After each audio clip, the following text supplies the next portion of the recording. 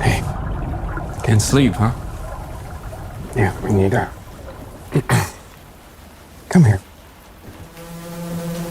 I want to talk to you. Igralci, ki gredo med režiserje in prirejanje literarnih del za film, oboje utegne razočarati.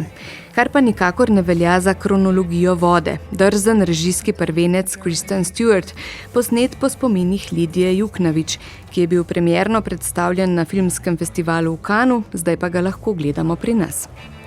Gre za film in knjigo o ženski, ki je doživela spolne zlorabe v otroštvu, je izgubila otroka in prestala več ciklov odvisnosti, predvsem od alkohola.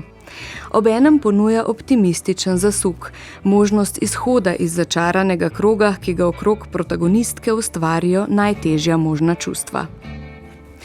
Film je zelo suvereno zastavljen, z izjemno britansko igralko Imogen Poots v glavni vlogi, pa tudi s Toro Birch v vlogi protagonistkine sestre in odličnim Jamesom Belushijem v pomembni vlogi mentorja pisanja. Kronologija vode je subtilno posneta na 16-milimetrski filmski trak, tako da ima tudi slika neko posebno taktilnost, zrnatost in barvitost, kar se dobro ujame s pripovedjo, ki gradi na spominih in doživljanju.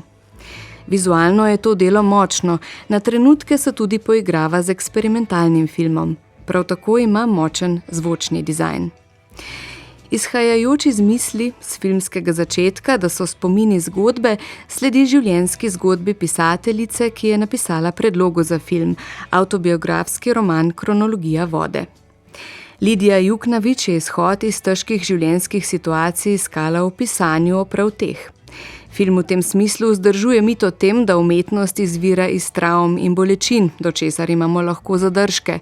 Vsekakor pa je pisanje, moč besed, v filmu predstavljeno kot edina resnična možnost protagonistkine emancipacije.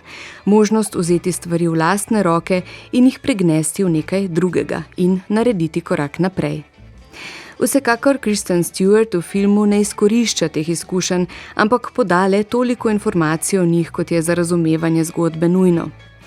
Metafora vode v filmu kot nečesa, v kar se potopiš in ima očiščevalne lastnosti, ter protagonistki ponudi izstop iz primarne družine, je tukaj ključna.